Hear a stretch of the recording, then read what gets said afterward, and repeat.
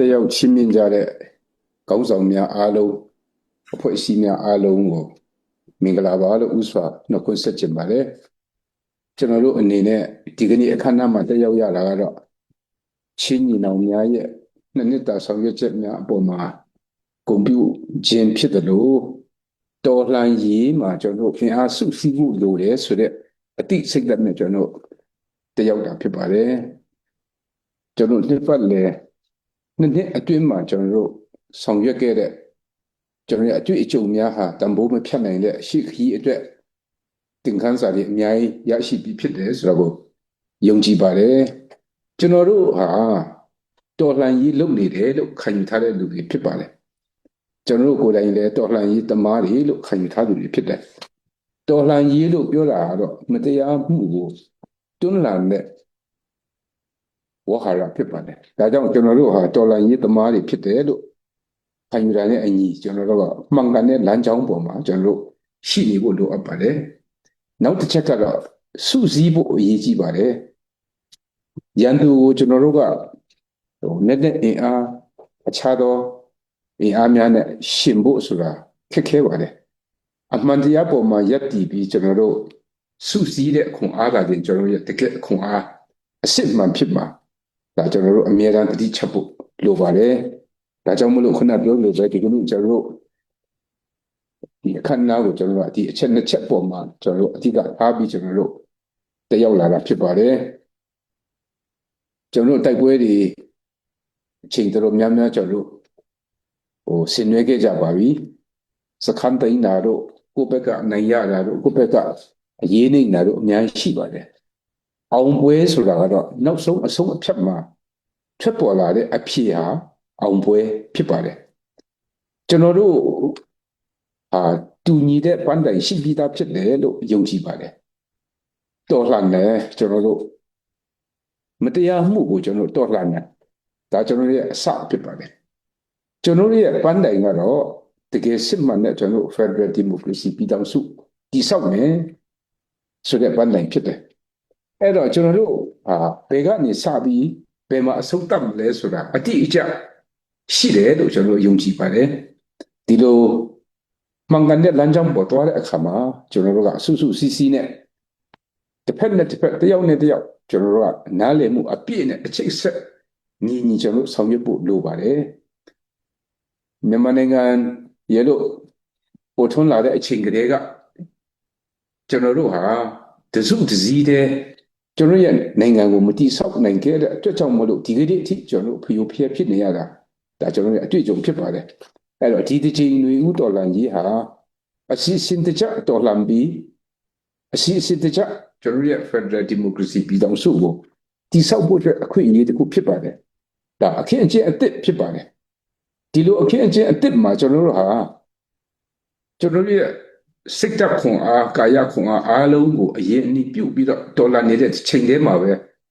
ကျွန်တော်တို့ဘာတွေလိုချင်တယ်လဲဘာတွေတစ်ဖက်နဲ့တစ်ဖက်နားလည်မှုပေးရမလဲဆိုတဲ့အပိုင်းကိုလည်းဥပ္ပင်လင်းလင်းကျွန်တော်ဆွေးနွေးဖို့ဖြစ်ပါတယ်ဒါကြောင့်ခုနခေါင်းဆောင်များ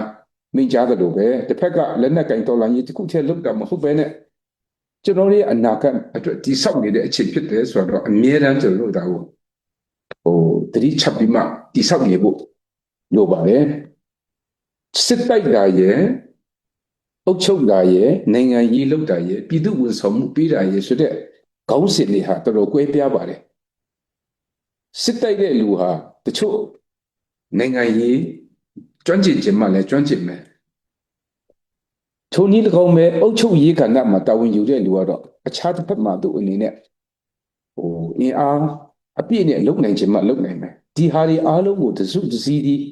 စုစည်းပေးတဲ့ကျွန်တော်တို့ဥဆောင်ဥရွက်ပေးတဲ့စီမံကိန်းတွေလိုပါတယ်ဒါဟာစီမံကိန်းဒါတကယ်ကျွန်တော်တို့ရဲ့မဟာဗျူဟာဖြစ်ပါတယ်